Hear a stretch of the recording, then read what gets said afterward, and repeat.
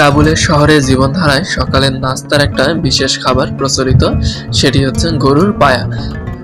আফগানিস্তানের রাজধানী কাবুলের এই বিশেষ খাদ্যটি, যা অনেকেই আদর করে পায়া বলে থাকে, স্থানীয় মানুষদের জন্য একটি অভিজাত এবং ঐতিহ্যবাহী নাস্তা।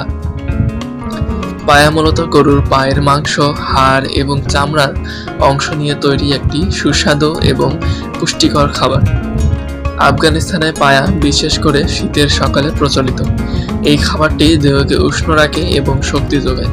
এতে উচ্চমাত্রার প্রোটিন এবং কোলাজেন রয়েছে, যা ত্বক ও হাড়ের জন্য খুবই উপকারী।